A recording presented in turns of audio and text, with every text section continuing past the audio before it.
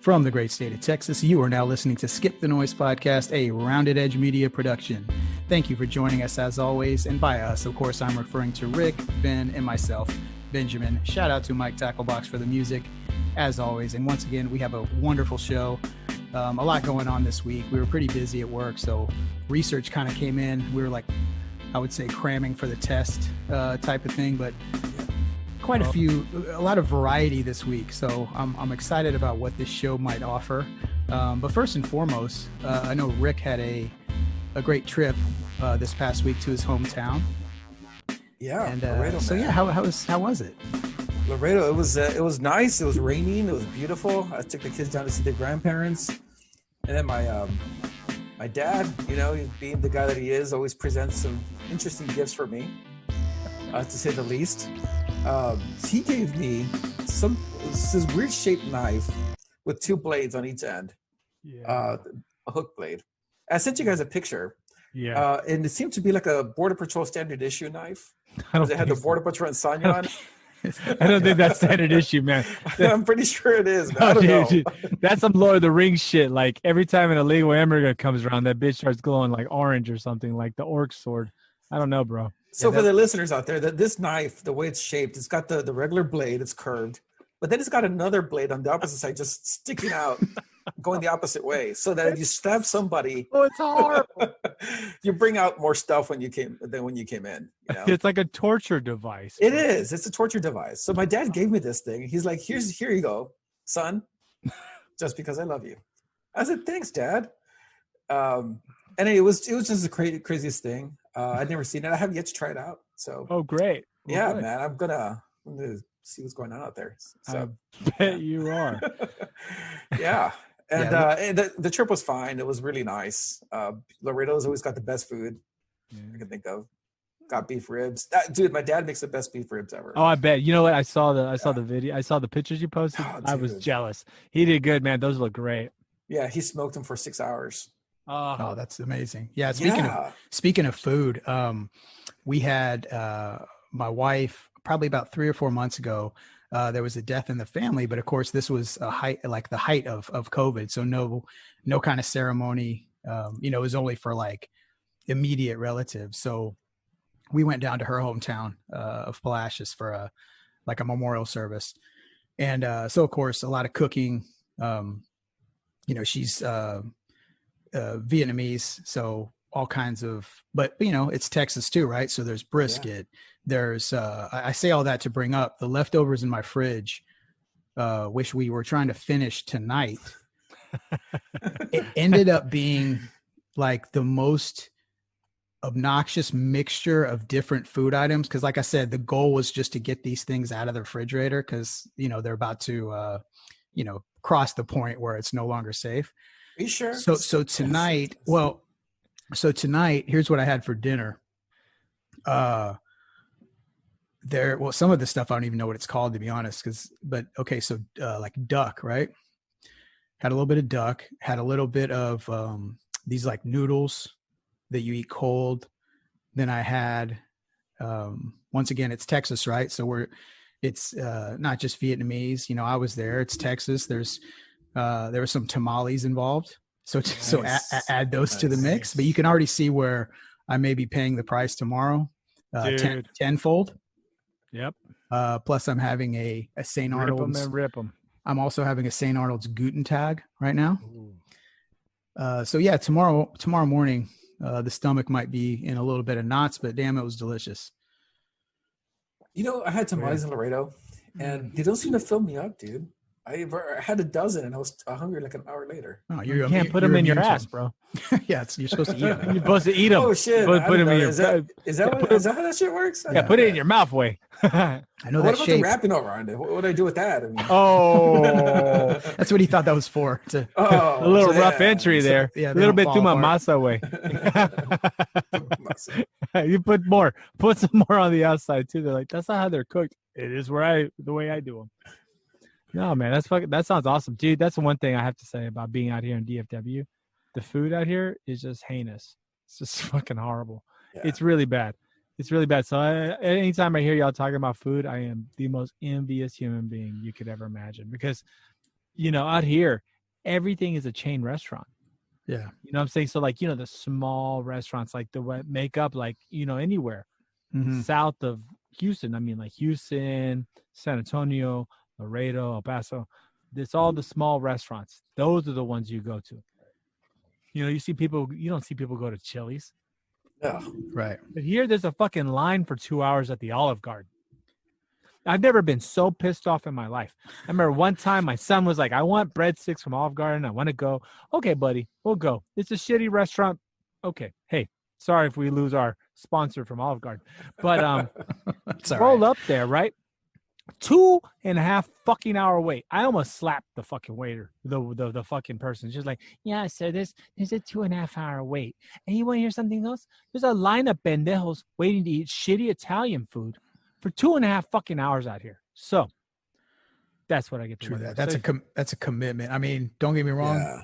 For fucking breadsticks. Well, that's what I mean. It is what it is. Nobody's well, maybe some people. In my mind, if I go to Olive Garden, which, you know, on occasion, because hey, the breadsticks and the salad is pretty much enough to complete your dinner, because you can just have them keep throwing it down. Right.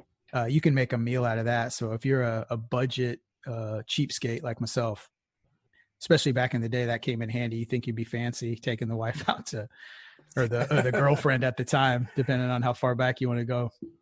But yeah, we are pretty lucky in this part of the world, because not only do you have the Hispanic culture, you got the Asian culture, and you also have the like Cajun from Louisiana, and then just kind of your typical Texas, Southeast Texas cuisine. Yeah. So there's a lot. Yeah, we're pretty spoiled. The occasion right now. Oh my God. You know, when I go see my family out there's a bunch of restaurants now that have the Via Cajun thing going on. So like, you know, you'll get your crawfish with that crawfish, your legs with that like Cajun, like almost that boudin style, but it's a Vietnamese owned with the diced garlic. Oh, it is. Yeah, man. I mean, it's just waiting for you. It's just happiness in a fucking bag of pretty awesomeness. much. God, I fucking hate y'all. You know what I get to wake up to? Fucking Chili's and Olive Garden, bro. Olive Garden and Chili's. That's all they got out here. Well, you see people waiting hours for fucking Chili's. They really think the baby back ribs have some special barbecue sauce. They don't. Oh no. Well, you know what I heard one time is that like the Dallas-Fort Worth area is one of those. There's several places across the country that are like what they call test markets. So basically, y'all are the first to get like all these different chains. I know. Right? That's true, right? You're fucking right, bro. I mean, 100, dude. So that's probably like if they're like, oh, hey, we got this grocery store that sells shit on bananas. Let's try it out in DFW. Yeah. Yeah, let's get to them first, man. There's some, if someone's gonna like it, try the DFW market. They don't even know that. We'll title it as exotic. I remember when the first fucking boba places came out here. I mean, people were acting like this shit was like from fucking Mars. They're like, oh, it's boba. Oh, have you ever had boba? I'm like, fuck you, man. I've been having this shit since I was in high school, homie. They're like, it's so exotic. So great. I'm like, fuck you and your mother. You know what, dude? I'm serious. I've never seen anything like this. Another man drink the skip the noise drinking game. Anytime Ben tells somebody to fuck their mother, take a drink. You know, another one. I was gonna post this on. You're getting drunk tonight. Yeah. Well, I was going to another thing that I'll do. I'll just air myself out. Nobody's brought it up. When I'll start into I'm trying to make a point. And I'll say, because A, and I'll start talking about whatever thing, and then I never make it back to B. No, you never do. I never make it back to B.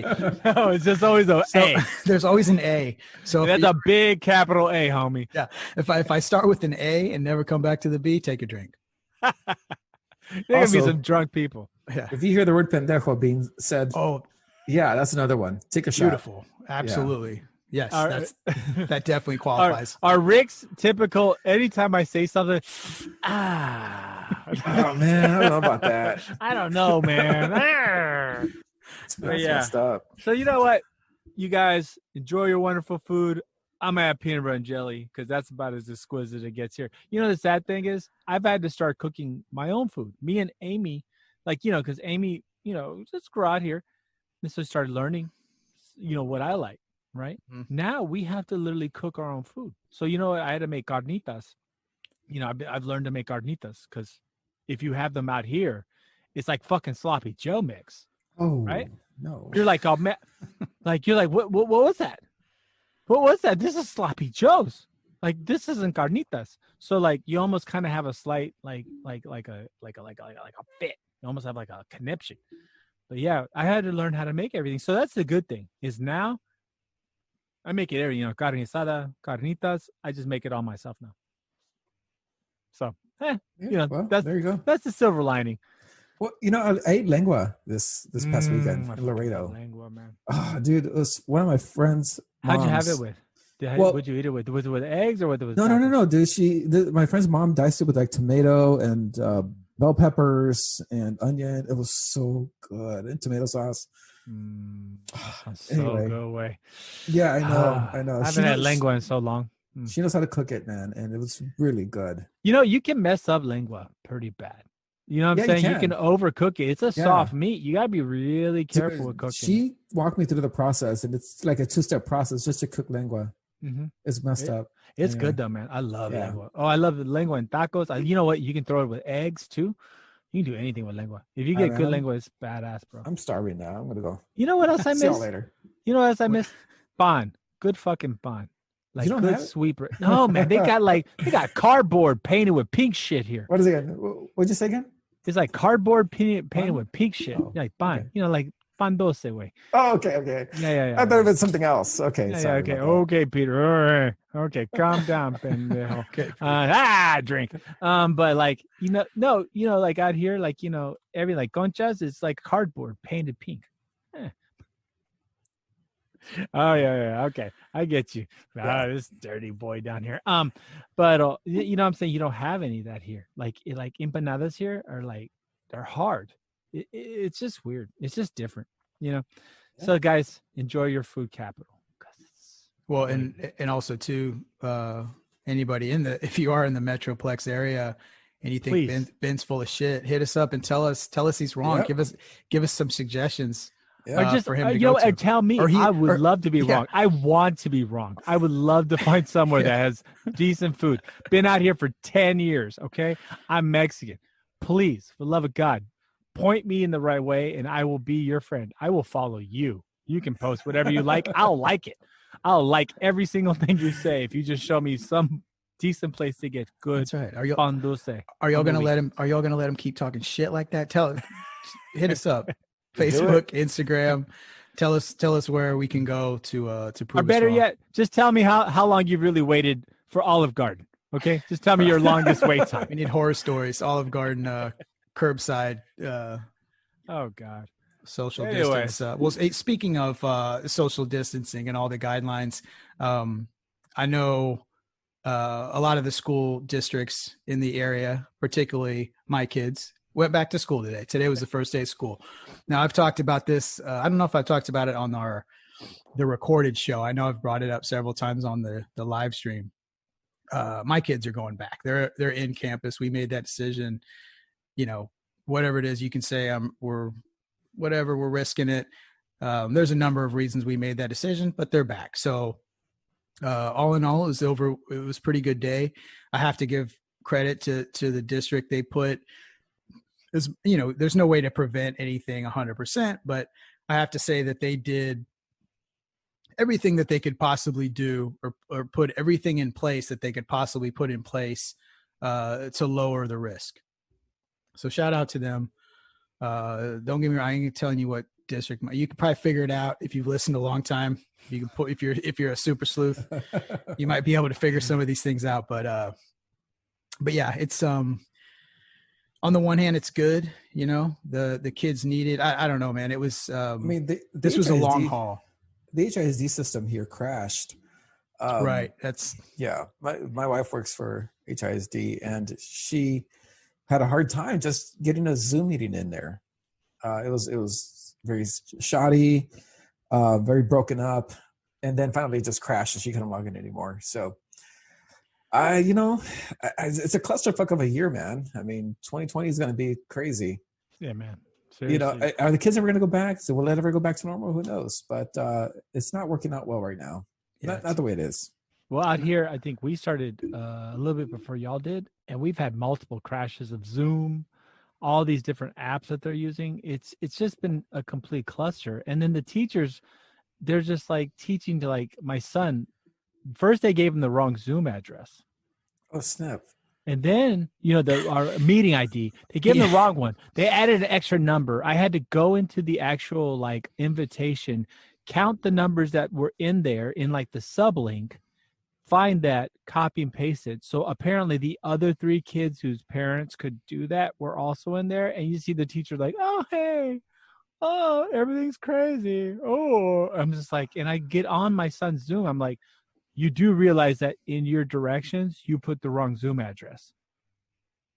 And it's just literally like it was like, like a brain. Like, I think she was acting like her Zoom timed out. When people try to fake that, like, God. Yeah. And she tried to do the all. Yeah, you're breaking up. I can't hear you. Yeah, dude, I really think she did. I just stood there looking at her, and she's like, "Oh, I better correct that, I guess." I'm like, "Yeah, you probably should, because I don't know, my children's education's in your hands." So yeah. Well, I'll say 2 things real quick. I've on record. I can't remember what episode. Well, I do remember I think probably episode 6. I kind of called out teachers for like all the strikes and all this stuff. If you want, go back and download episode 6. I'm not going to re-explain myself, but that being said, I will say this: there's all the training that they did up until now, like nothing really prepared them for this, right? So to a degree, yes, you can expect some hiccups, right? And even though, yes, they've technically, they've been on board, the districts did have probably time to get things set up. So yes, errors, as they say, mistakes were made. And this isn't just here in the regions we're talking about. I mean, this is happening up. To name a few, I've heard Seattle, their big school, urban school district crashed. I know Colorado. Yeah. So this is happening across the country. I mean, if something crashes in Seattle, it's not really big news. Just Seattle. No kidding, right? That was all right. On the break. That's right. That's right. Did the Chop Zone, did they have virtual options on them? They didn't have much. Chop Zone learning? They had a little garden that they were working on. Hey, I heard that they had very good educational standards there. I mean, they showed you how to tag things, how to break windows properly without cutting yourself. That's right. How to build barricades with exactly. How to dodge bullets. Yeah. No. That class didn't work out well for none of them, man. Nice. Didn't work at all. They got dudes missing eyeballs and stuff over there. But anyway, yeah. So everything crashed over there. Yeah. The school. So yeah, I don't know. But I'm with you, B. I honestly, when it comes down to it, I'm totally with you about sending the kids back. Like they need it. Yeah. I think that no school is really screwing these kids up mentally. I think it's taking a toll on them. I mean, you see them, man. The thing that I noticed was, so I've got, I've got 4 total, 3 of them school age, 1 of them still in daycare. The one that was my third was the one that led me to make, or my wife and I, it was something we talked about, but we were both, it wasn't a long conversation. We were both kind of in agreement right away a few months ago when we, you had to put in your choice via the online, the district's website. So anyway, what led to that decision, to be honest with you, was one thing. So whenever we were doing, after spring break, everything crashed, and after a few weeks, they started picking up the virtual learning. So my 2 older kids, both of them, they're a little more mature, a little more self-guided.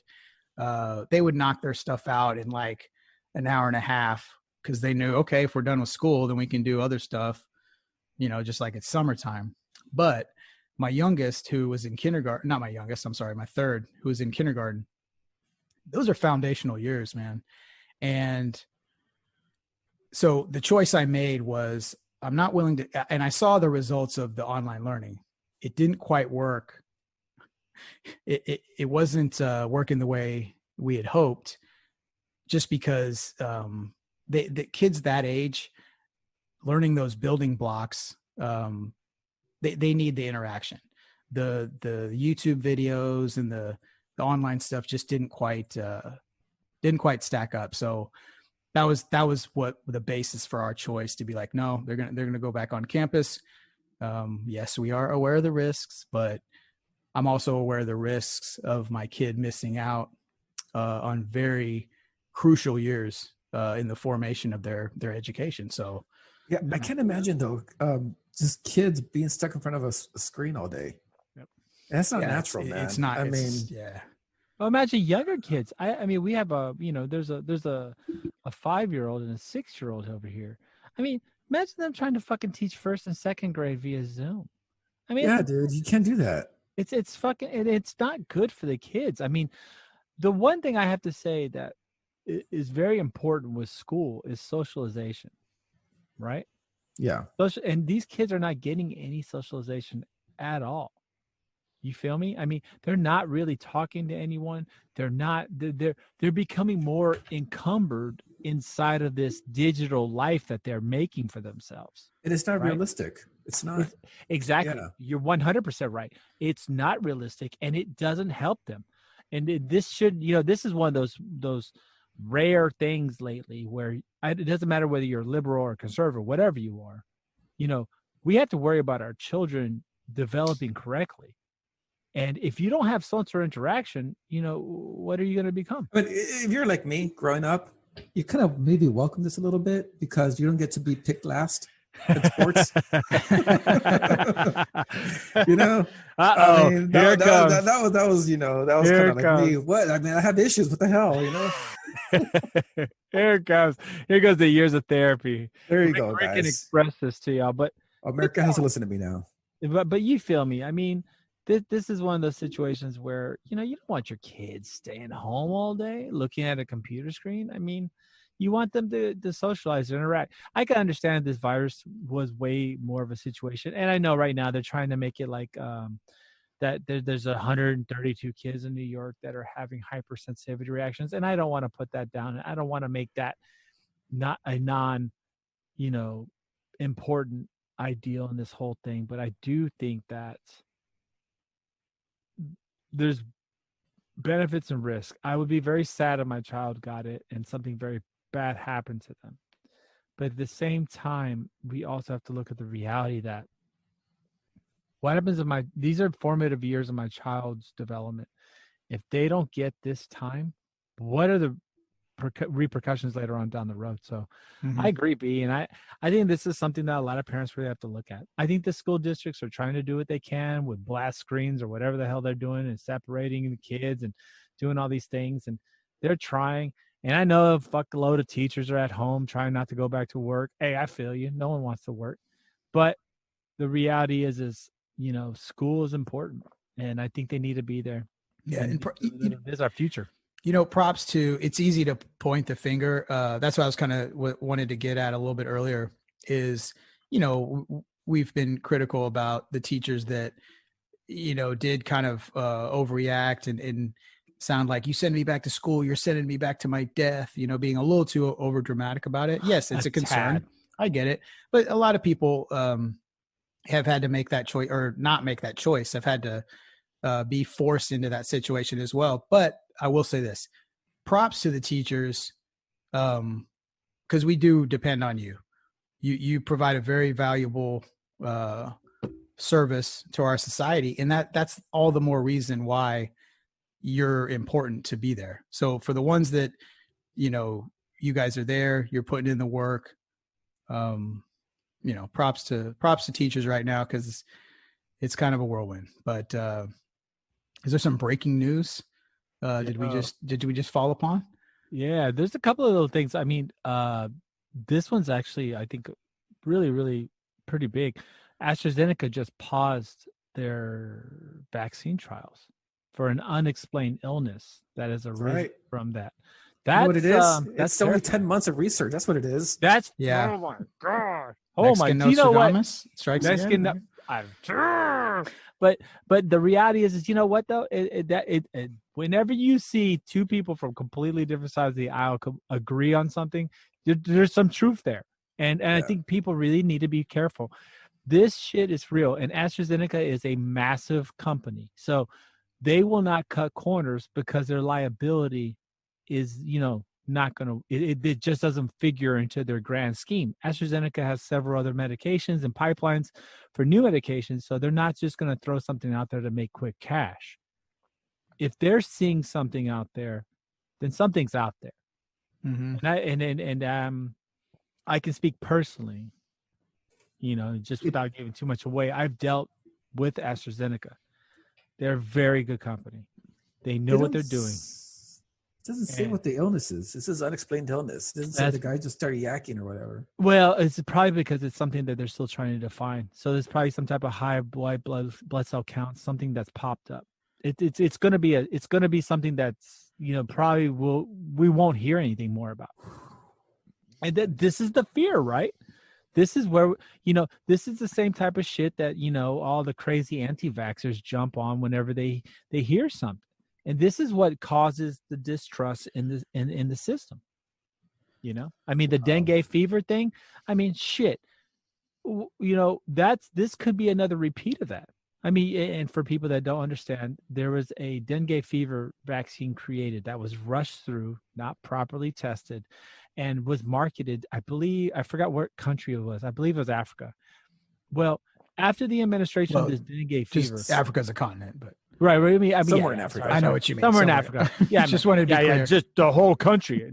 The country of Africa. Because people have said that, right? Right. That's the only reason I brought that up. Oh, shit. Yeah, I'm losing already. Sorry, man, go. But this vaccine was administered, and the only problem is thousands of people came back because what it caused was a hypersensitivity reaction to dengue fever. So they were vaccinated against something, and then when people were exposed to it, they had hypersensitivity reactions to that disease. So instead of actually preventing transmission, anyone that was exposed had hyper reactions to it. So they got more sick. They died when they wouldn't have died normally, even catching dengue fever normally. Wow. So now here we are, bull rushing some bullshit. And a massive company just said, "Hey guys, we're gonna wait." There is $31 billion being earmarked just for this vaccine and the new stimulus bills. There's hundreds of billions already being given to companies right now to get this thing out.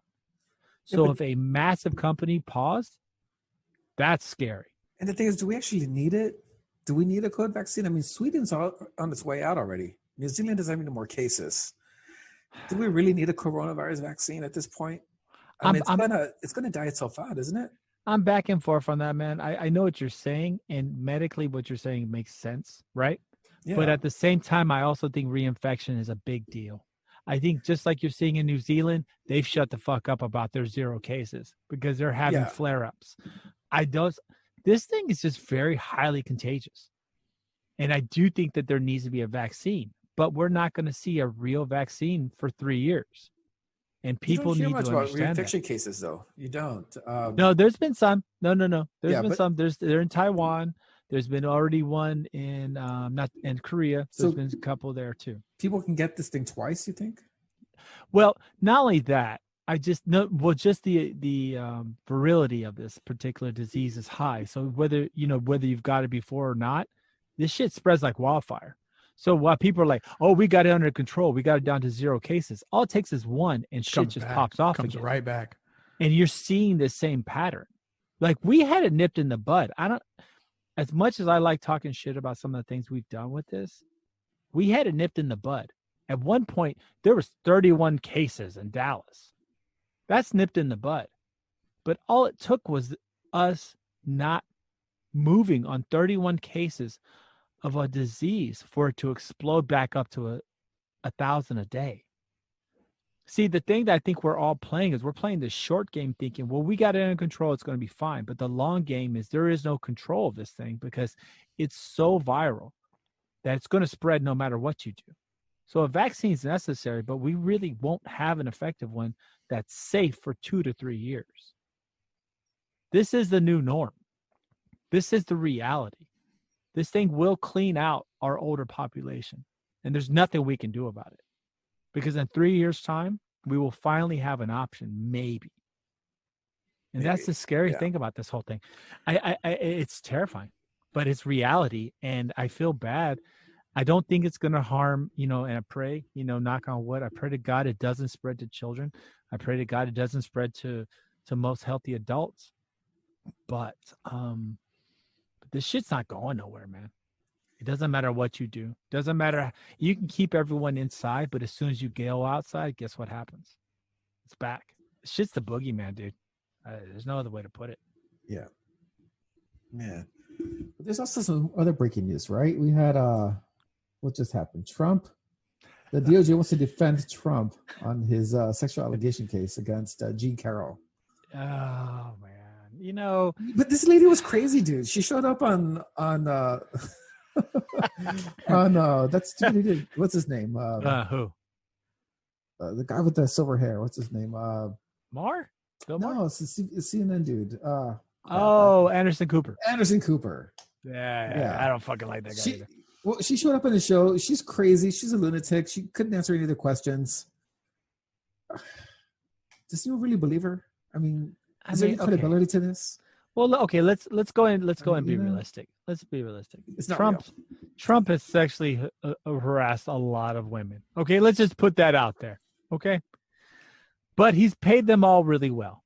Yeah. Well, they made bank, right? They made good money. They're showing. And I'm not saying that's appropriate. I'm not saying that's appropriate. Hey, if the guy can afford it, man, and she's willing to take the money, why not? Hold on. Let me put out the anti-cancel culture siren. Rick's just I'm not saying it's okay. Rick's part of the problem. Yeah, Rick is the problem. As long as you pay him enough to keep them to shut their mouths, everybody wins. She tasted it. She's got a Bentley. Moving on. There you go. But I think, yeah, I mean. Anyway, the DOJ wants to defend Trump. That's ridiculous. That's ridiculous. That's my tax money right there. Okay. And I'm not trying to be mean towards Trump. Okay, I am. But he fucking had the RNC at the White House, which was bullshit. Which, you know why he couldn't leave the White House because of COVID, man. So, he had to mask up and everything. It's safer to be at your house. Isn't that what people are telling you? It's quarantine. You know what? Wasn't he quarantining some form of it? I mean, he was at his house holding the rally. I'm gonna wait till you finish this. Yeah. Anyway, so he's quarantining. He was being safe. Okay. He brought a few friends over to come and listen to him, and that was it. Yeah. Okay. He would have done that. I would have done that too. Everything you just said was a big steamy pile of shit. We both know that. So he used the fucking White House for the RNC. DOJ, you think the Department of Justice, these are well-established lawyers. These are some of the best of the best. They are. You think they volunteered this? Or do you think that this was requested? We're looking at clear violations, right? He has private counsel for all the things that he's done illegally, like Trump University, which was a complete fraud. All the other criminal things he's done in his world, which he's done. And I'm not saying the Clintons haven't done shit either. And Obama, he's not clean either. I don't care what anybody says. He did some wild shit in Chicago. That's a political machine there. There's some serious bad shit that went down there. But you never saw one of them say, let me use the DOJ to defend me. You never saw one of them go, oh, let's have the DNC not even fucking Nixon. Nixon was a crook. I mean, kind of. Obama did use the FBI to spy on a campaign. Well, and so did Clinton. So Clinton. Yeah, both of them did. Yeah, exactly. Right. So you're right. You're right. You're right. But neither of them used the White House for their own political gain. That's what the hell, dude? Yes, he did. No, not as a state, not as a member. Oh, not as a stage for Right. a right. rally. Yeah, that's okay. what I I mean. get that. All right. Yeah, Yeah. yeah. And then now using the DOJ, and then I The mean, DOJ has some good lawyers, though, man. no, I'll of give 'em course that. they're the best I'll of give the them that. best. Yeah. Well, how are you going to beat? Well, also it's the Department of Justice. They kind of make up the rules too, right? I mean, They have a ton of money, a ton of time, and Exactly. a lot of talent. and we're paying for it, Yeah. which as a Right. That's kind of Yeah. that's where it gets into the realm of unethical. Well, that's terrifying. That's terrifying. Yeah. What I mean, Who- come on. Do we know between the three of us? I mean, I certainly don't, but who does he have prior to his political career? Did he have a big shot attorney that Yes. kind of handled his? He's maintained counsel this whole time. He's been. I have to say one thing. Prior to being president, he's been sued continuously. Oh, I think that's part of his Yeah, life. he's maintained, and I think that. But then that's and to try to denegatize that comment, because that's not meant to be a negative thing against Trump. Anyone who's rich is continuously being sued. Right. That's a reality in Especially this country. At that level, there's no way Yes. to avoid it. They're always being sued. Yeah. So there's always some type of claim against anyone who's super rich. They have a million claims against them. So that does not make Trump unique amongst other very rich individuals. They're always being sued. So yes, he did have counsel prior for multiple suits. Just be president. Have the DOJ fix all that stuff for you. There you go. Cannot do that. I'm not paying for that shit. I Yeah, I mean, know. think about it. I see your point, though. I see your point. Is all this so having the RNC at the White House, is that just is that a fuck you move, or what's the yeah. motive, right? Is it just because like, I'm already here, come take my belt? That's a BDE move. It's like the champ walking out last type of shit. You know what I mean? Is that something like that? Or is it Yeah. a psychological This is my thing? house. Yeah, it's my house. You can come take it. But also at the same time, it's a lack of creativity. You could say he was working from home, dude. Right. Is that what it is too? Like Yeah, The he was lack of working from creativity. home, man. I'm lazy. I don't want to go to any of these fucking Yeah. places where I'm going to get shit thrown at me No. on my way to the venue. And I still tell you, I every time I get sad, I watch that first chick who did the immigrant speech, and when she starts screaming at the end to try to like interject energy to an empty crowd, that is the greatest thing I've ever seen on TV ever. I watch it every day to make myself happy again, because it's great shit. It's great shit. But where are we at, guys? Is this what our president's going to start doing? I mean, how much closer do we need to get to idiocracy than what we're doing now? Is he going to come out onto the Senate floor with a machine gun and start shooting it up with a big gold medallion? Hell yeah, with pyrotechnics and Exactly. I mean, you're fired. And everybody, dude, it's Yeah. Isn't it sort of what's been saying? You got to work from home. You can't leave your house. This and that. I mean, who's to say that Trump wasn't working from home, man? the more I'm thinking about it though, All right. and you could make this argument that anywhere he was going to go, it was going to get, if he didn't have it at the White House, it was going to cause riots. Think about it. There you go. Yeah. No, you're right. So, Yeah. I mean, to be honest, that might have been the motivation behind it more than anything else, was that, hey, if we're going to have this thing go smooth, there's no way it's not like you can have it at the, where the hell the Washington football team, not to get into that subject, but Oh boy. amidst all of this, right? boy. There is no longer the Washington Redskins. They've decided on, at least until further notice, the Washington football team. But She calls that's us the first ladies or something. I'm gonna have to be honest though, dude. That was a fucked up name for a football team. I know a lot of people.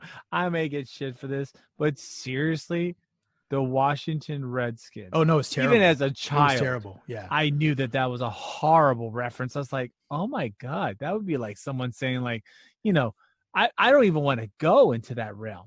Like Right. what the comparisons are, because you're like, I oh, was that's really racist. I was say going to that. let one of y'all say it, so I definitely can't chime in on this one. Not walking into that one. No, sir. No, sir. There's only so much editing power we have on these podcasts, ladies and gentlemen, and we are Yeah. not getting fired today. But nonetheless, even as a child, I knew the Washington Redskins were fucked up. But you know what? I would say, okay, you're appealing to his sensibility, except for the fact that he had a rally like a week later in Michigan. You know, he's had Sure. multiple rallies. Okay, fair enough. So Fair I don't enough. even think that. I think it was just I can't do it. Oh, I'm doing it. Yeah, it's the Right. greatest. I'm the greatest president ever. And it's just ridiculous, man. It's a power So- move. It's kind of like a boat parade. True what I that. mean? You- True that. Big old boat parade. cruise around the Here we water. go. All right. How many boats sank on there? Oh, was it Two. like three? Oh, two or three. Two. Two or three, three. but there was multiple arrests because few too many. all the guys with the big yachts fucking were sinking the smaller boats, which is the perfect analogy for Trump supporters.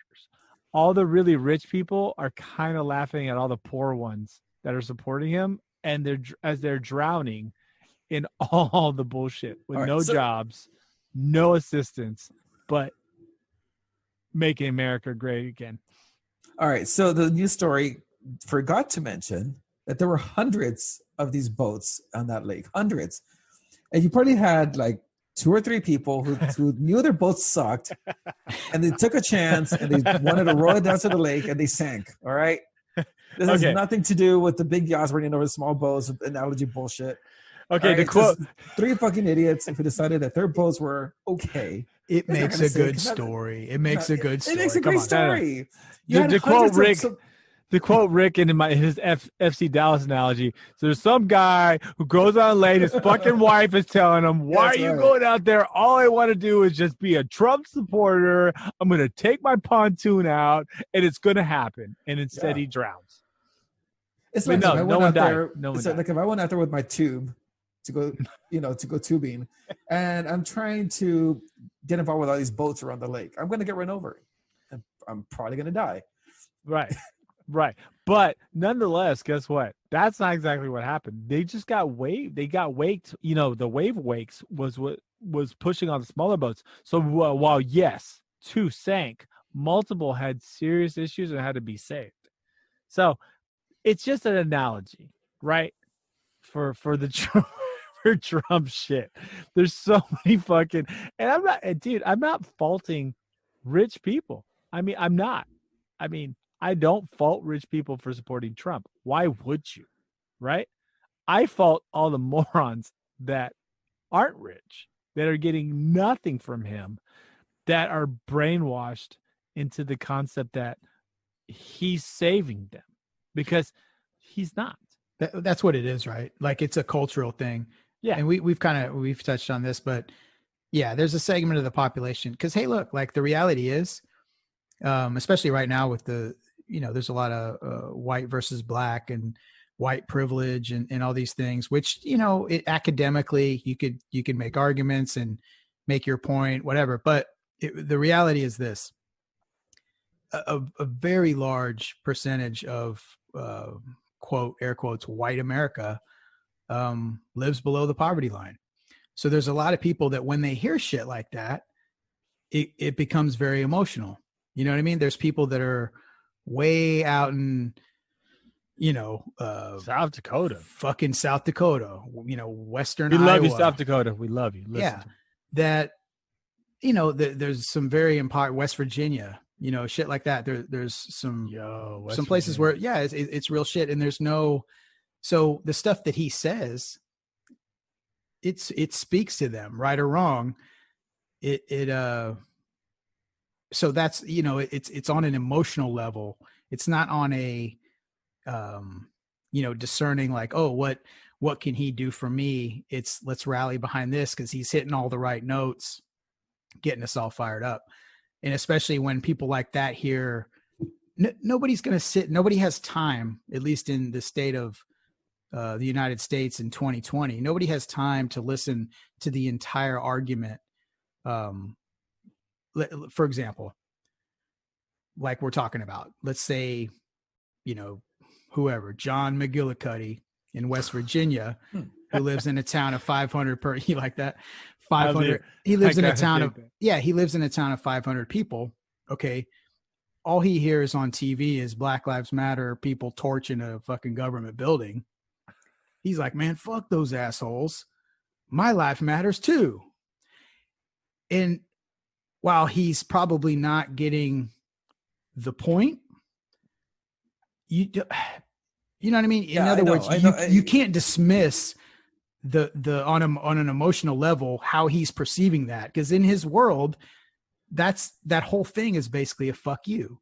Even though we can sit here and we have the perspective to say that's not really what they're getting at, the reality is that a large percentage of Americans are like, you know, the guy I just created, John McGillicuddy, and that's how they see it. And that's the base. That's Trump's supporting, or at least a big chunk of it is people like that. They're relating on an emotional level and not a practical level. I don't know, man. So you got this. Okay, so you got the Trump supporter, and a lot more people have joined the Trump train since the last election. The previous election, people were like, "We've got to pick the lesser of two of the evils." Yeah, Hillary or Trump, and Trump narrowly won the Electoral College. He didn't win the popular vote, but I think this time around, there's a lot more people behind him. Why? It has something to do with the economy. Before COVID, the economy before COVID was roaring. And, you know, people were watching the news. He was sticking it to China. He was drafting up new deals with them. And people really liked that. People saw that as results. You know, previously, you know, with the Obama administration, people didn't really see their incomes increase. They didn't see their 401ks increase. It was pretty stagnant most of the time. Now, Trump may have just come in at the right time where the market was just naturally going to go up. But he was there. He was at the right place at the right time. Whether he caused it or not, it's up for debate. But people equate that with success. You can buy people's loyalty when you give them jobs, when you give them high 401ks, when they see the results of someone's work.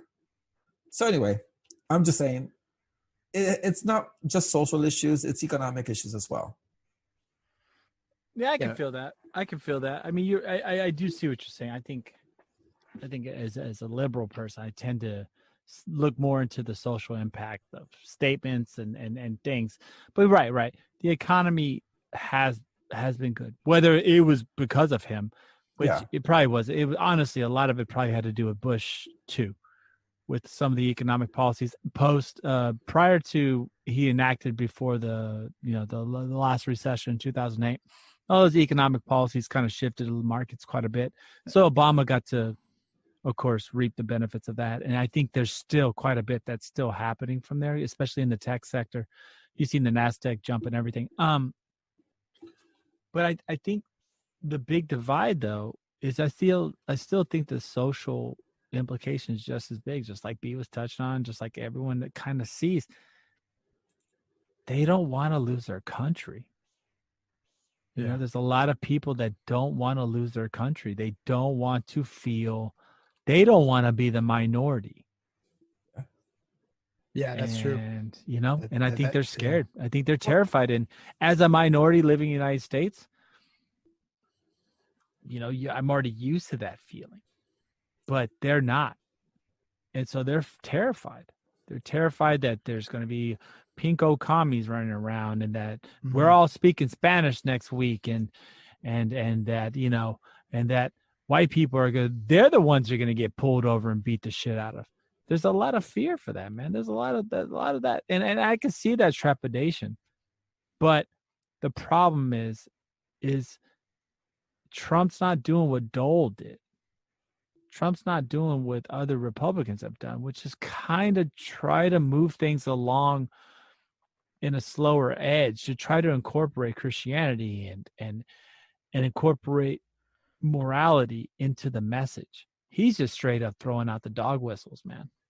And I think that's where my biggest thing is. And I think there's a lot of the base that is hearing the dog whistle. That's what's scary to me. Well, and I think too, it's a lack of political. Sorry, I didn't mean to cut you off, right. But it's real quick. But this is kind of where we're seeing a lack of political sophistication, right? Like he comes into it from a business angle, so he's thinking about results. That's how he approaches. I mean, But is he really? Or is he approaching it from a social media angle? No. That's or what I mean. Or is he approaching it from a populist angle? What I mean about results is results in getting elected. Right. His populist angle, because his business angle sucks. He's gone bankrupt like 9 times. Well, so I think he's utilized populism. That's the world he comes from. Yeah, but he's not thinking about it in terms of long-term effects. He's thinking about it like, what can we do? Okay, what can we do this quarter? Yeah, but does anyone really think that Biden is gonna fix anything? No. That's why. There you go. That's why you got a lot of people voting for Trump. That's the problem. Also, so there's without any kind of other option. Yeah, exactly. This couldn't really happen even. Dude, the Democrat, like I said, and I will repeat it again, as a Democrat, as a liberal, the DNC is using this election as a proxy election for Kamala Harris. That is what's happened. But no one liked her. She had like 30% of the popular. Nobody still likes her. Nobody likes her. She's a fucking narc. But why did they get Andrew Yang or something? Because they cannot control him, just like they couldn't control Bernie Sanders, just like they couldn't control anybody. Fuck, they couldn't even control Booker, who was a good middle of the road person. Instead, they wanted someone they completely control, and Kamala Harris was it. It was a terrible choice, man. Both horrible of those guys. choice. I mean, you got fucking Weekend at Bernie's versus the Red Baron. Nothing makes any sense. It's all fucked up. It's 2020, man. I don't care what anybody says. Yeah, it's the perfect election for the perfect time. And on that note, we're about to hit this little break here. We will be right back shortly. Thank you.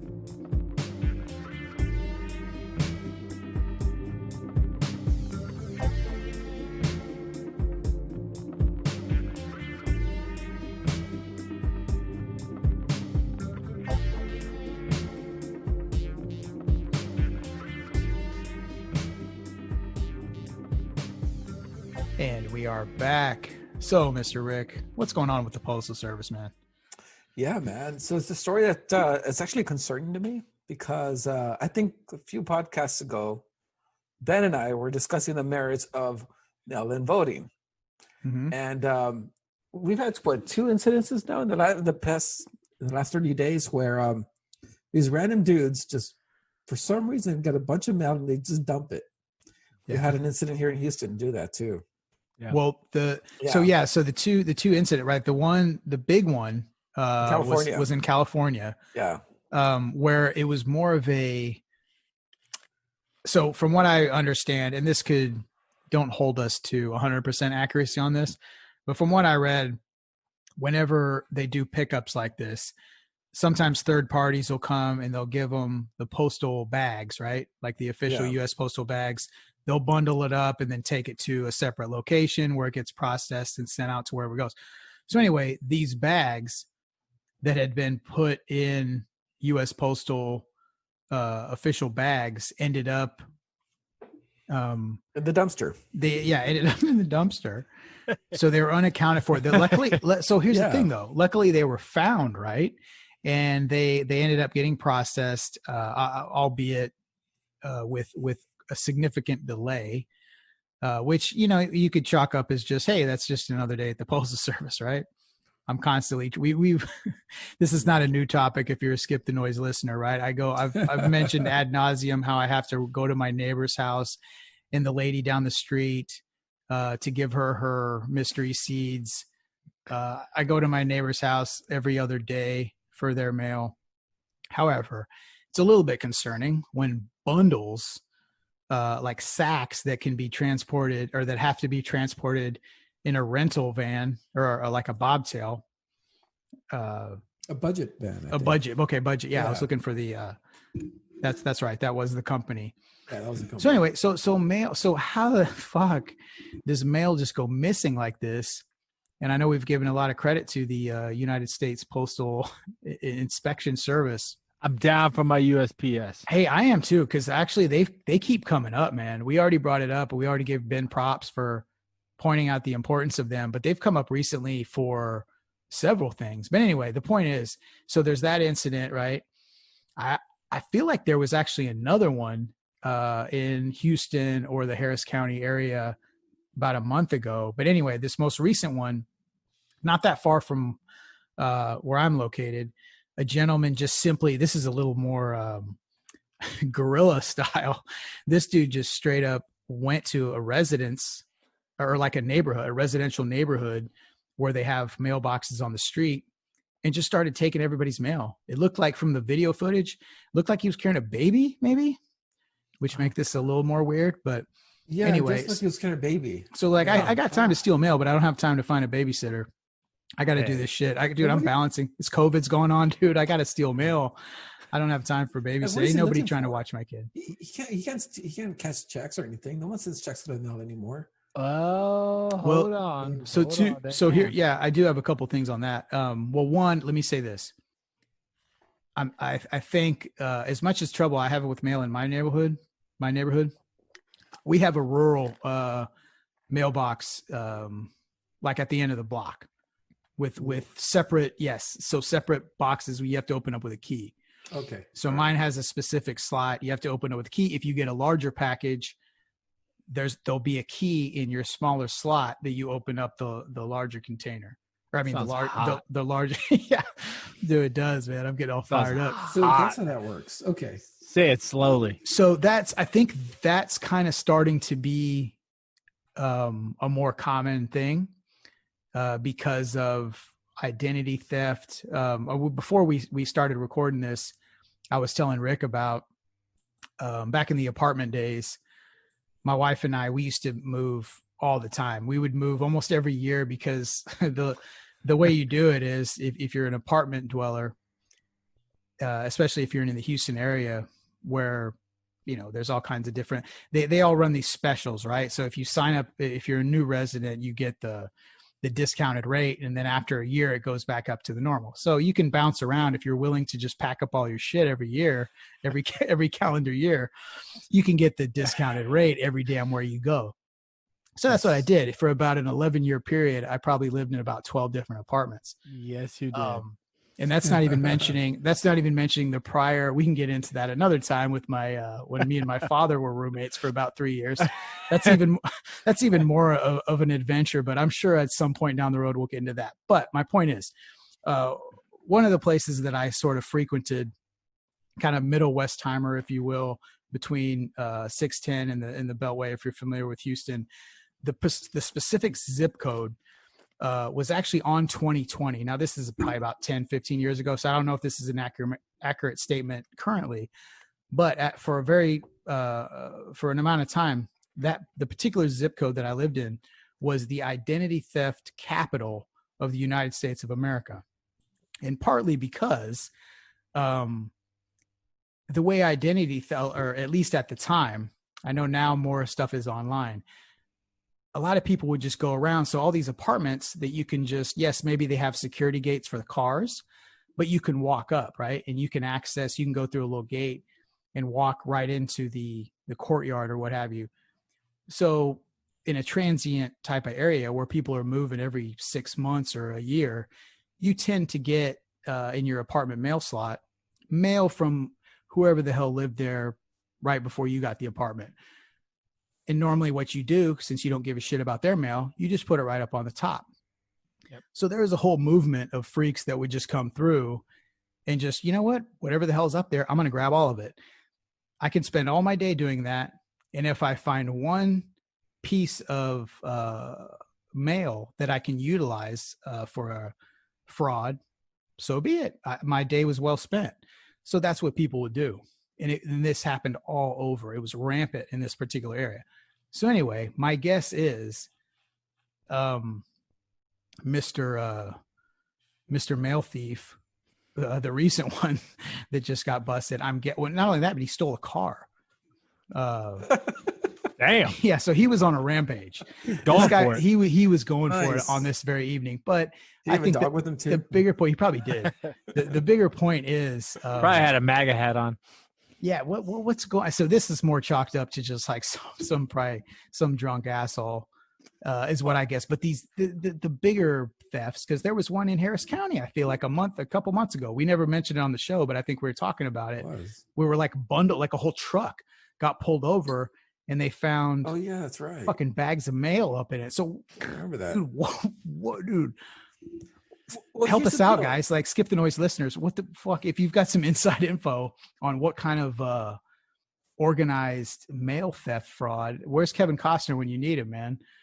The fucking postman just come run shit. Postman. Fucking postman. Now, I had an experience too with the postal service one time. So we were waiting on a few checks to come in from several customers, and we had noticed the mail hadn't showed up in about a week. We didn't get any mail for a whole week, man, in a business. That's impossible. That's problematic. Yeah. It is, man. So we called the office. I was just down the street. We were like, hey, we spoke to the postmaster guy. We're like, hey, we haven't received our mail in a week, man. Is it over there? Do you guys have it somewhere? He's like, hold on, let me check. I'll have someone drop it off right now. And we're like, oh, that's weird. Okay, I guess we do have mail. So then this dude shows up. He's not dressed in any kind of postal service uniform. He's got some dirty pants, a long, dirty shirt. Like, it looks like he was panhandling down the street. I mean, he looks just like that. He shows up pissed off, knocks on our door like super hard, like really hard. Like, I got your mail. No, Yeah, he just goes, I got your mail. I'm like, what the fuck? Like, who are you? So we open the door because, we have a lock on it. He just goes, he walks into our lobby. He just like slams it on the floor. He goes, he just slams it on the floor. He takes off. And this is big stack of mail with a bunch of checks. I mean, that's where all of our mail had gone for a whole week. Who was he? I don't know. He wasn't wearing a tag. He was dirty looking. I mean, he looked like he hadn't taken a shower or changed his clothes in a week. I don't know how the postmaster guy knew this guy either. Oh, judgmental, right? Oh, wow. No, man, I'm judging. Yeah, you are. This guy held my money, man, for a whole week. Anyway. He's probably one of those assholes in line at fucking Olive Garden up here. Yeah, I don't know, man. Anyway, the point is, I was going to say, I don't know how someone can support universal mail-in ballots, considering these stories happen all the time. Well, Okay. Well, go ahead, Ben. Sorry. Go ahead, Ben. Go ahead, Ben. Okay. Let's pump the brakes. Okay. Couple of assholes stealing checks. I have been the victim of mail fraud. Oh my God, you're the victim now. I was a victim. No, I really was. Yes, always the liberals, the victims of the society's crimes and pain. Yes. I feel the blade of the oppressor. But straight up. So here I was sending a check. Right, this is many years ago. It was back like 2009. So I sent a check out in the mail, and but all of a sudden, I was going to my bank account and I realized, wait, hold on a second. I didn't write a check for $536. I didn't do that. And this is the crazy thing. They took my check. And so I saw a picture of the check. I had written to whoever, right? $52.38. They had the technology or whatever to clean the whole bottom half of the check except for my signature and write in the amount. And it looked like I had done it. And this is back in 2009. So, to answer, what can they do? They can do some wild shit when it comes to like mail fraud and for stealing. So you got very bubbly handwriting too, if I remember. I do.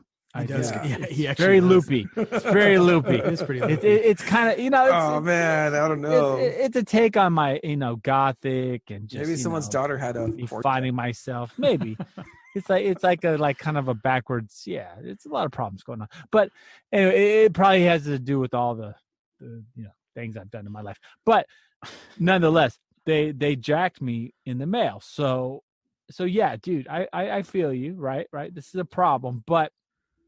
Is this really a problem for voting? Yeah. Is it really, though? Yes. How? Well, One day, November 3rd, there will be a lot of, before that, actually, I'm sorry. A couple of weeks before November 3rd, with early voting, mail-in voting, there'll be an increase. What is the value in stealing those letters? Because typically criminals want to react and steal things that are valuable, right? Yes, but somebody with a political agenda can go to, Benjamin's apartment complex and take people's who used to live there ballots and fill them out and send them in. Okay, and they're all voting for Biden. But the problem is, no, they're typically voting for Trump. But the problem is okay, what organized like Yeah, company's going to do organized. this, right? Who's going to do this? Your local communist chapter, man. Oh Jesus, dude! I see a whole bunch of right-wing militia guys busting down shit, changing everything to Trump rules. That's how they're gonna vote.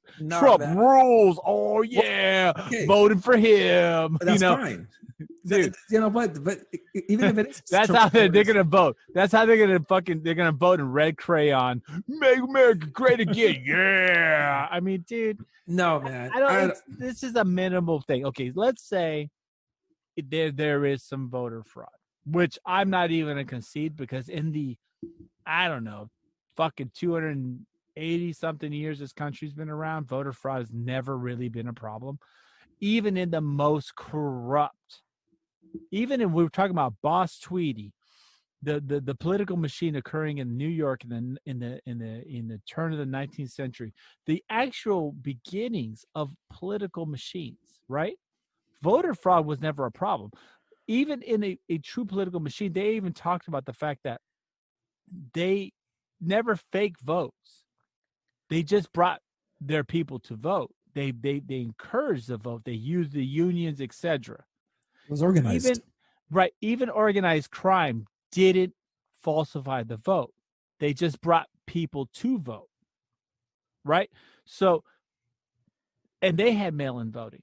And cheating back then was way easier, but they weren't even able to cross that boundary. It would have been easier for them to have done that versus, if you ever look at, and this is awesome. There's in the 1900s, early 1900s, the political machine in New York. There's a novel written by a person who was one of the political, basically one of the kind of lieutenants for Boss Tweed, who was a mayor at that point in time. And he had a whole ledger where he wrote down, had to talk to Jim, District 9, make sure that he had food for the week, had to do this, had to do that. That's how they characteristically moved across and developed a political machine. So these guys are busting their ass when they could have just stolen shit. It doesn't make any sense. I don't believe that there's really even a problem with voter fraud. I don't think that that's a real issue. I think it's a way that the Republicans, not trying to call them out, because the Democrats would do it too, but they're trying to suppress voters, just like gerrymandering has done, and just like voter IDs and licenses. Anything that's an impediment to voting is what they do.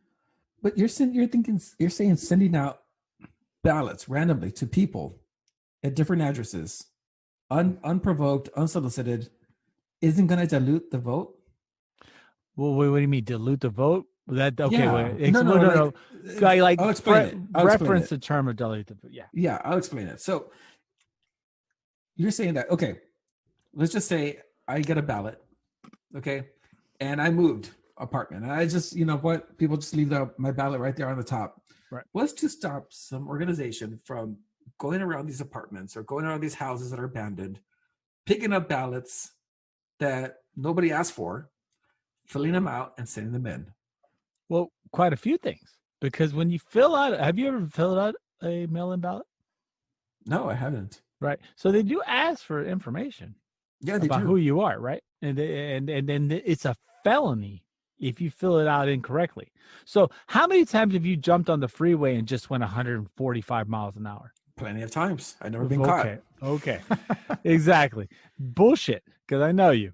How many times have you, I don't know, went into a bank and filled out the wrong paperwork so you can get a bigger loan? That's a federal offense. You could do that, right? Yeah. Federal offense, right? It's a fucking felony. A federal felony. Yeah, but going into a bank filling out application is different. Hold on. No, it's not. It's not, because it's the same thing. So people are terrified of that concept. So there's no accountability. I can be anonymous Joe filling out applications, going to my go into my local mailbox and putting it in there. No, who's gonna catch me? Everyone will, because because the one thing about democracy that is the strongest root is the is the invincibility or the perceivability that the system itself that dictates who we are and what we do as Americans, that our voice counts, is always protected. How? How Right. in this case? And how? so but mail-in voting has been around since when? Absentee voting, mail-in voting are two different things. No. But nonetheless, how long has it been around? Absentee voting? Absentee voting and mail-in voting. How long has it been around? I don't know. You said it last time was Civil War. Oh man, exactly. Do you think Every single soldier, veteran. We don't want to get into the veteran talk, but every single soldier that's been into war that voted by absentee. You trying to tell me that all the soldiers are gonna do that shit? So here's the thing with absentee voting. You request an absentee ballot. You fill out some paperwork, you request it. Right. I'm talking about universal mail-in voting, where the ballot gets sent to you no matter what. You didn't ask for it. You're not going to vote, but it still arrives at your house. Right. Because at this point, but in 1918, wasn't that also utilized? And that was during a time of war time frame also. They actually sent them blanketly to them.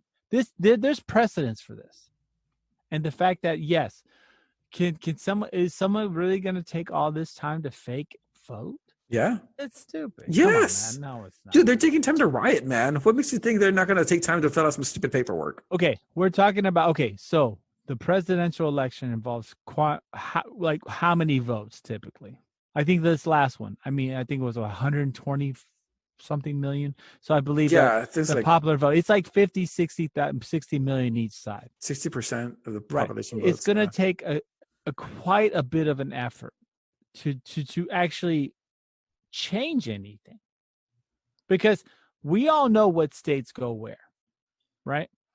So while I see what you're saying, is there a possibility of fraud? Yeah, but that's any election. Look at the voting machines that have been hacked by the Russians already.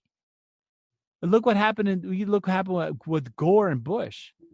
Look what's happened in any other election. The election machines are totally fucked. They ask questions in various ways, and then they basically, in some states, if you try to vote for different parties, they'll switch all your votes back to one party or the other.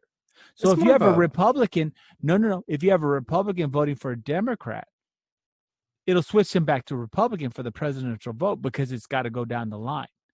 So no. If you're talking about real voter bias, that's already been built into the system. Right? There's always going to be anomalies in any system, correct? In any reality. Course. But it's not a statistical amount that's going to determine an election. Will some people cheat? You know what? I'll concede. Yes. But not enough to determine an election. You have these counties that have become toss-up counties. They literally determine whether the state's going to go blue or red. Okay, so it doesn't have to be a massive national effort. It could be a countywide-ish effort. But even then, let's just say Harris County was a toss-up county, and there was no toss-up county. It's not, but let's just say, for the sake of argument, I know what you're saying. that Harris County was going to determine whether Texas went blue or red. Right. So all you had to get was a small contingent of people to go to Benjamin's apartments and pick up a few ballots and mail them in. And there you go. You just flip the county, you flip the state. Well, see, that's the wonderful thing about Harris County, though, right? It's a very large county.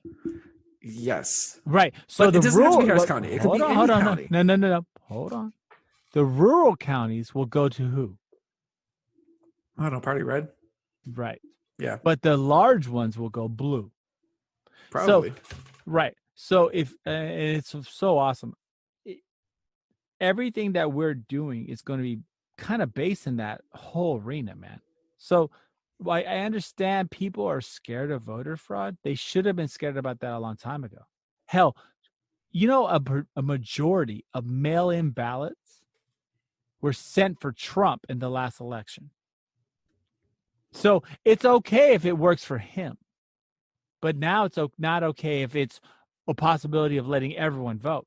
The reality is we're keeping votes and the ability to vote from the common American. That's bullshit. We should all be able to vote as easily as possible. I should be able to log into my phone right now, which I can do all my banking. Yeah. I have banking.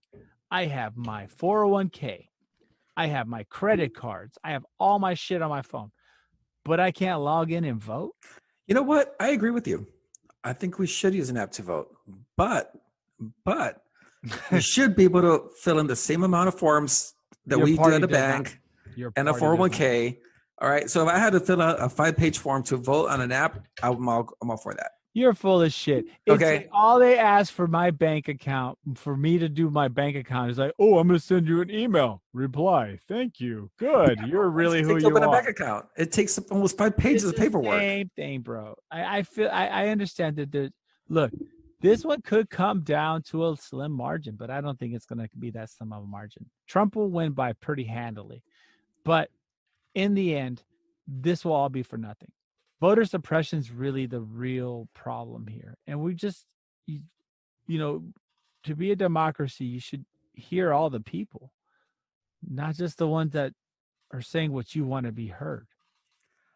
No, I think if you want to vote, you should request a ballot. That's it. You Right, should but just cheat randomly you can't because- request a ballot anymore in several states. That's the problem. Several states you cannot request a ballot anymore because you should have requested it 6 months ago. And that was when? You should have done it 6 months ago. Right. Or go At to the early beginning of voting. and you thought you were gonna what?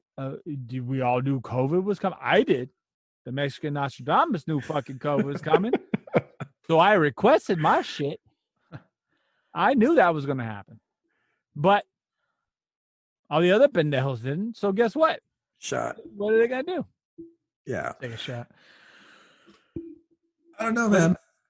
I'm just saying there's a huge potential for fraud here in these, especially in these toss-up counties. No, right. There is a potential, but there's also the same shit that happened in Florida whenever fucking Bush went over Gore, right? All of a sudden they're like, oh, there's a trunk of fucking votes in someone's car, like a trunk filled Yeah. with fucking votes from Broward County.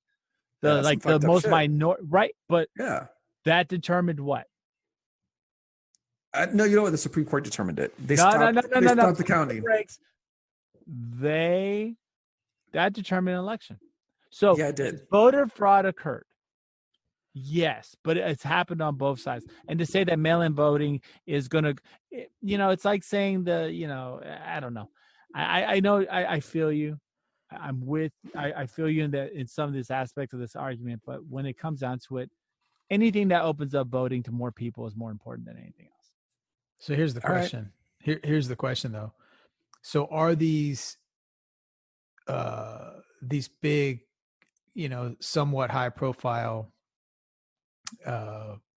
mail theft cases, like all these bags of mail that are going missing and getting dumped, are these false flags to get people scared of mail-in voting? Oh shit! What'd you want to do You know about what I mean? that, Rick? What you- Oh boy. This could be the fake shit. They just starting shit. They're just It's not the fake starting shit, man. It's just another day in Houston. That's all it is. Well, that's true. It's just actually. Thursday. That's I'm it. talking about the California, the Houston ones. Yes, that's a fucking typical day. That's no surprises there. Yeah, man. Fucking Some- mail goes missing. 1,000 people are getting transported in a fucking 18-wheeler. Like, Oh Yeah, my god! you've never been here. Like Every shit, day. like shit like this Keeping it happens every real. day. It's even weirder than what you think happens in other places. Nope. We Fuck know, that, dude. but every but yeah, the California one, what's the deal with that, right? In other words, my point is, are these, not to get too tinfoily here, but could these possibly be? I mean, the one in California, right? Nobody knows. Like there isn't any Right. kind of No one's accountability. claiming it. Everybody's like, I don't know. The Postal Workers Union is saying, well, it definitely wasn't the postal workers. So So who the fuck was it? but which is, well, that's the thing, right? Of course they're gonna say no. It's Hey, look. something like this though has to. The only way that something like this can happen, maybe not the only way, but the most likely way, is inside stuff. Things of this scale generally occur are inside jobs, right? Oh, So, You know what other so weird who shit got- happened in California? Who got paid? Exactly. You know what other weird shit happened in California? Oh, yes. Oh, what else happened? There was something really weird that just happened in California. Rick, what was that? Yeah, man. Some dude in a jetpack was flying near a commercial airliner. What? At 3,000 feet, right? Or 30,000? Right. What is it? 3,000 feet in the air? 30,000 feet would be 30 intense. Yeah, That would 30,000 be- feet in space. I think his head would explode. But He's 3,000. like, 3,000 feet. 3,000 feet up in the air. At least Some you dude could rolls up on a jetpack next to a jet. And 2 pilots reported it. Yeah, there was one American Airlines and then a JetBlue confirmed that he saw it as well. Well, actually, there's multiple, right? There's even more than that. Like, there's a lot of like people like saying, "What's going on here?" There's a guy in a jetpack. Like, I think there's multiple pilots that actually. But confirmed. have passengers seen it? I don't know. Did the passengers report anything? I don't think they saw it, Well, right? I yeah. haven't So, heard anything so about that. information hasn't been super forthcoming. The two things, they can't deny is that the 2 pilots confirmed that the tower, because they've got, the FAA, those recordings are, I guess I'm assuming they're public. I don't know. I don't know if it works the same way as whatever, but so 2 things, right? So 3,000 feet. That's for real. That's for real. And so so one outfit that could possibly produce such a jetpack of this caliber, I think they're called Jetpack Aviation, based out of California. They say that nobody that they're aware of that would have access to this, went rogue. So they don't claim any kind of responsibility for this whatsoever, which they wouldn't. And once again, how would you? But the people that would have access to this kind of thing, there's probably a paper trail, right? Because there's a lot of training involved. There's not that many entities jetpackers that have the capability to get 3,000 feet. That's the real question right there, because there's a lot of assholes that can produce a couple of, you 100 feet. Yeah, you strap a couple of M80s onto a backpack and that would be the greatest fly around the park. But yeah, I'd pay to watch that. To get 3,000 feet, you're starting, from what I read, you're starting to separate the men from the boys, because the fuel efficiency, the amount of time that you can actually stay up in the air to get 3,000 feet. So once again, what in the fuck happened here? I know what it was. Is it as simple as just somebody with a jetpack just went rogue? No. What do you think? What was it, Ben? Fucking Iron Man. This is Iron Man, dude. It's but really, Elon Musk. think about it, dude. It's Fucking around? somebody. It's Probably was fucking Elon, man. Musk. I'm telling you, it's one of those fucking guys, dude. I mean, who the hell flies a jetpack at 3,000 feet and is cool with that? I mean, I don't know, dude. That to me, whenever people can nonchalantly say, "Hey, I'm at about 3,000 feet and I see a jetpack guy." We got the fucking we got the Rocketeer up here. I mean, how do you handle that shit? Yeah. So yeah, this is definitely, dude. This is some legal. This is like League of Legends, like the Justice League. There's something going on here, guys. That's just some wild shit. Who the hell can control a jetpack at 3,000 feet? If you've ever seen some of the videos of these things, because at one point the United States military actually thought about doing that, and if you see some of the test videos, it's not pretty. A lot of dudes got really fucked up testing jetpacks. Oh yeah, the potential for disaster is very real thing. And yeah, it's. So is it a jetpack, or is it, since we don't have this angle, is it really a fucking jetpack though, or was it? I don't know. A UFO. Little visitors. Well, yeah, I mean, it's definitely by definition a UFO because they can't identify the thing. But here's the thing. So pilots generally, to get to be a pilot, there's a certain filter you have to go through. They're trained to look for these things.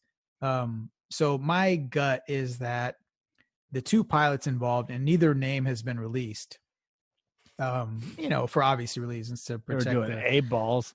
Yeah. Dude, in a drastic turn of events, it was just a but it was a coked rage. Coke rage Yeah, party on the dude. Airlines are desperate in COVID, in the year of COVID, and so they're pulling out all the stops, dude. Coke party. If you get a subscription to Southwest or to JetBlue, and you fly at least once a month, you get to do the 86 Mets Coke party jet. Nice. I love how it's only once a month. Like, all you do is just fly with us once a month, and we're gonna fucking do marathon lines of Coke down the aisle. You're just gonna snort it all up. You bro. best believe there's gonna be strippers on the plane. That's the best thing. Yeah, the pilots are all man. gonna be Oh, hammered. Rick's booking shit like, oh, Yeah, man. Let's go, dude. Let's go. Yeah, let's Game go time. to. I want to go to Virginia. I want to go to Nevada, Pennsylvania. next Trump rally, definitely looking on that one. Yeah, shout out. Shout out to California. We'll go jetpack around there. But but yeah, so yeah, I don't know, man. This guy was. this is pretty fucking interesting. I'm gonna put my money on Elon. I think it was him. Really? Yeah. Explain why? gonna Just say- because he's the Tony Stark looking motherfucker? Pretty much, yeah. Yeah, that's exactly the reason why, actually. Dude, I don't know, bro. I'm still gonna have to go with the alien thing because we can't control shit very well with jetpacks. That's the problem. It's like they can get a couple hundred feet, but for someone to be 3,000 feet, that's for real. I mean, that's really high up there. Yeah. Well, and think about this too. It was over LAX, right? It's Yeah. not like it's not like that's a discrete location. Oh, right, This is somebody wanting to be seen. right. So that puts another layer on it too. Somebody's got capability to SpaceX, man. dude, I'm telling you, SpaceX. fucking think love about it. that, dude. I'd fucking ride that thing everywhere. I mean, I've been on Ready to work. dude. Every day I'd rocket man everywhere, bro. Man, HEB. I've been on roller coasters. Yeah. Inside Sonic. of HEB and shit. I'd grab apples and just jet over to the cereal aisle, then fucking jet over to pay. Oh, dude, it'd be over. Land on the roof when you come in, just come down all badass like Iron Man. Like randomly smack people going like 700 miles an hour. It'd be great. Oh dude. shit, yeah. But I mean, God, think I would about that. steal That's- so many ballots and then fucking vote the other way. I knew it. I knew it. Yeah, I'd go to That's what he was doing. I'm pretty sure he was stealing ballots at LAX. every penthouse apartment I could think of. I'd be stealing all their mail. Oh, right. Bam, bam, bam, bam, bam, bam. I'd be We stealing- found the conspiracy. Here it That's goes. it. He We was tied it stealing the together. ballots and fucking dropping them for Trump. He was got it. changing all the Biden. Why do you think it happened in California? Right? Ah, Who's there you go. California voting for? Biden. Rocket Man comes in, scoops up all the fucking Saves the day, man. Saves Yep. the day. Oh, it's okay. He's a hero for y'all. But That's- seriously, this dude's a fucking alien. I mean, I don't see any other way of this working out. I mean, we don't have that great of technology to propel someone. Do you know how much fucking thrust it would take for a Yeah. human being to hit 3,000 feet? How much fuel that would take? Well, Or- it's and then not die being burnt by the thrust. so Yeah. they have apparently like jetpack aviation. They technically they have the ability to get somebody up that high, but having the ability to do that and then Chill out. having it practically like work in, you know what I mean, in a practical situation is completely different. And to have it work, I guess the thing that kind of boggles my mind is being in a high traffic area is fucking dangerous as shit. Like the airspace over LAX. I mean, that's not you're not out in Montana, competing with Cessnas and shit. Like Right? that's pretty. Which you probably that's a should have. dangerous. That's a dangerous ass place to be flying around with a little backpack on. I mean, I think this is fucking crazy. I hope it's aliens or whoever that guy is. I pray that he does some type of like YouTube channel because I would follow the fuck out of him. You know what I'm saying? I mean, imagine that. Imagine just seeing some dude floating 3,000 feet above LAX, just talking shit to airplanes. I mean, yeah, that's Maybe the he- American dream. That's the American dream right there. Maybe this is some publicity stunt. Like he went up and did that. Now he needs time he got back to the ground. Now he flees to Russia And then he puts it on the social media like, bro, that was it, Mo. Like, hey guys, what's up? Like he's got a YouTube channel. Just I'm gonna be pulled off another epic stunt. Oh my god! Make sure you hit like and subscribe. I just Bringing fucking it jetpack. Just fucking jetpacked. What's up? I got on the news. That was me. I'd be pissed if this was like a Red Bull or Monster ad. You know? Oh, yeah, I no couldn't do shit. it. It would just ruin the whole thing for me. Extreme Oh, yeah. sports. But hey, Red Bull, Yeah. if you need sponsors, we could definitely throw you out there. Oh, we got it. Just Dude. throwing it out there. Just it gives me wings. Gives me wings.